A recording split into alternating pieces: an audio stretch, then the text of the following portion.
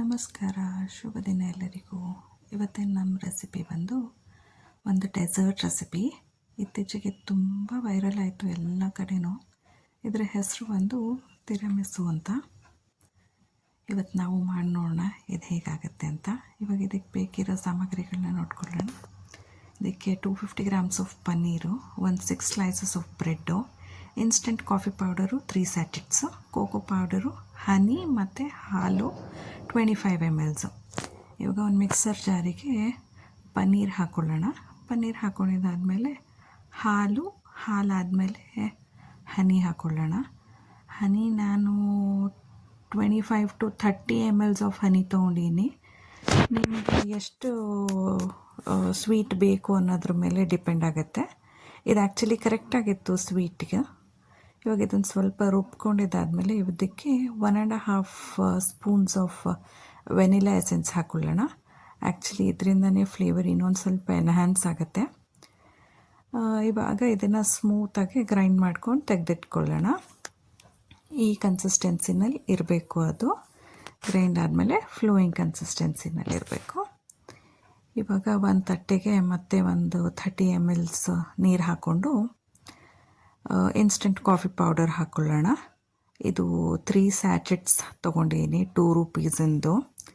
ಇದನ್ನು ನೀಟಾಗಿ ನೀರಿಗೆ ಹಾಕ್ಕೊಂಡು ಮಿಕ್ಸ್ ಮಾಡ್ಕೊಳ್ಳೋಣ.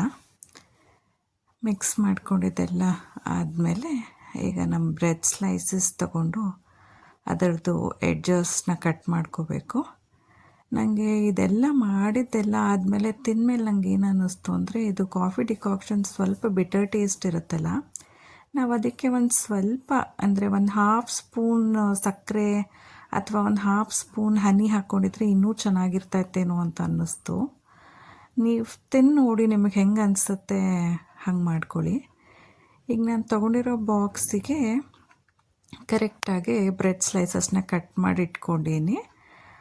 ಇವಾಗ ಒಂದೊಂದು ಸ್ಲೈಸಸ್ಸು ಕೂಡ ಅಲ್ಲಿ ಕಾಫಿ ಡಿಕಾಕ್ಷನಲ್ಲಿ ಡಿಪ್ ಮಾಡಿ ಇಲ್ಲಿ ಬಾಕ್ಸಲ್ಲಿ ನೀಟಾಗಿ ಜೋಡಿಸ್ಕೊತ ಹೋಗಬೇಕು.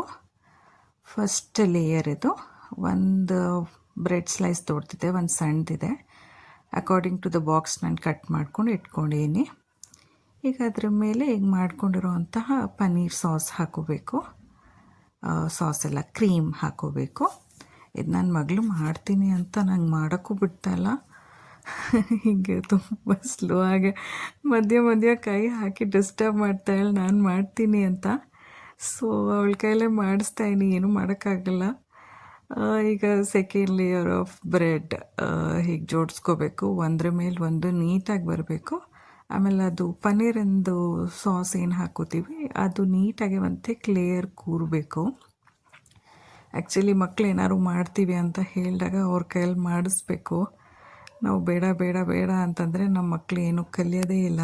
ಸೊ ಅವಳ ಕೈಲೇ ಎಲ್ಲದನ್ನು ಮಾಡಿಸ್ತಾಯಿನಿ. ಬ್ರೆಡ್ ಸ್ಲೈಸಸ್ ನಾನು ಇಟ್ಕೊಡ್ತಾಯಿನಿ. ಇನ್ನು ಮಿಕ್ಕಿದೆಲ್ಲ ಪಾಪ ಅವಳೇ ಮಾಡ್ತಾಳೆ ಆಗಿಂದ. ಸೊ ಇವಾಗ ಇದು ನಮ್ಮದು 3rd ಲೇಯರ್ ಆಫ್ ಬ್ರೆಡ್ಡು. ಇವಾಗ ಇದಕ್ಕೆ ಮಿಕ್ಕಿರೋ ಅಷ್ಟು ಪನ್ನೀರ್ ಸಾಸ್ನ ಇದ್ರ ಮೇಲೆ ಹಾಕ್ಕೊಂಡು ನೀಟಾಗಿ ಸ್ಪ್ರೆಡ್ ಮಾಡ್ಕೊಳ್ಳೋಣ. ಎಲ್ಲ ಕಡೆ ಈವನ್ಲಿ ಸ್ಪ್ರೆಡ್ ಆಗಬೇಕು. ಒಂದು ಥಿಕ್ ಲೇಯರ್ ಕೂರಬೇಕು ಅದ್ರ ಮೇಲೆ.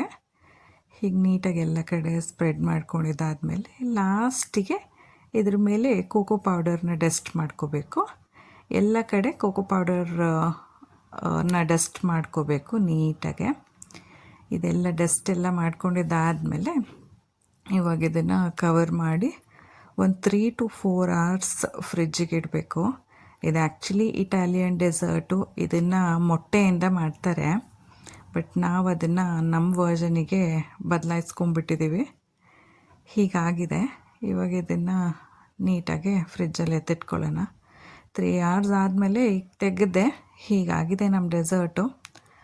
ಆ್ಯಕ್ಚುಲಿ ಕಟ್ ಮಾಡಬೇಕಾದ್ರೇನೋ ನೀಟಾಗೇ ಬಂತು, ಬಟ್ ಅದನ್ನು ಸರ್ವ್ ಮಾಡೋಕ್ಕೆ ತೊಗೋತಾ ಇರುವಾಗ ನನಗೆ ಅದು ಅಷ್ಟು ನೀಟಾಗಿ ಬರಲಿಲ್ಲ. ನಾನು ಆ್ಯಕ್ಚುಲಿ ಒಂದು ಸ್ಪೂನಿಂದ ಏನಾದ್ರು ತೆಕ್ಕೊಂಡಿದ್ರೆ ನೀಟಾಗಿ ಬರ್ತಿತ್ತೇನೋ. ಬಟ್ ನನ್ನ ಮಗಳಿಗೆ ಅದನ್ನು ತಿನ್ನೋ ಅರ್ಜೆಂಟಿಗೆ ನಂಗೆ ಬೇಗ ಕೊಡು ಅಂತ ಇರಲು. ಸೊ ಅದು ಹೆಂಗೆ ಬರುತ್ತೆ ನೋಡೋಣ ಅಂತ ತೆಗೆದೆ, ಬಟ್ ಬ್ರೇಕ್ ಆಗೋಯ್ತು. ಮೇಲ್ಗಡೆ ಸ್ವಲ್ಪ ಲೇಯರ್ ಕೂತಿರುತ್ತಲ್ಲ ಅದು ಪನ್ನೀರಿಂದು, ಅದು ಒಂದು ಬ್ರೇಕ್ ಆಯ್ತಷ್ಟೇ. ಈಗ ನೋಡೋಣ, ಪ್ಲೇಟಿಗೆ ಹಾಕ್ಕೊಡ್ತೀನಿ. ನಮ್ಮ ಮೇಡಮ್ ಶೆಫ್ ಅದನ್ನು ತಿಂದ್ಬಿಟ್ಟು ಹೇಗಿದೆ ಅಂತ ಹೇಳ್ತಾರೆ. ನೀವು ಟ್ರೈ ಮಾಡ್ಬೋದಾ ನೋಡುವ ಹೇಗೆ ಹೇಳ್ತಾರೆ ನಮ್ಮ ಮೇಡಮ್ ಅಂತ. ಟೇಸ್ಟ್ ಮಾಡಿ ಹೇಳ್ಚಿನ ಹೆಂಗೆ ಬಂದಿದೆ ಅಂತ. ಓಕೆ, ಹೆಂಗಿದೆ? ಸೂಪರ್ ಲಂಗ. ನಮ್ಮ ಮೇಡಮ್ ಶೆಫ್ ಅಪ್ರೂವ್ ಮಾಡಿದ್ದಾರೆ, ನೀವು ಟ್ರೈ ಮಾಡಿ ನೋಡಿ. Thank you so much for watching ಕುಕ್ಕರೀಸ್.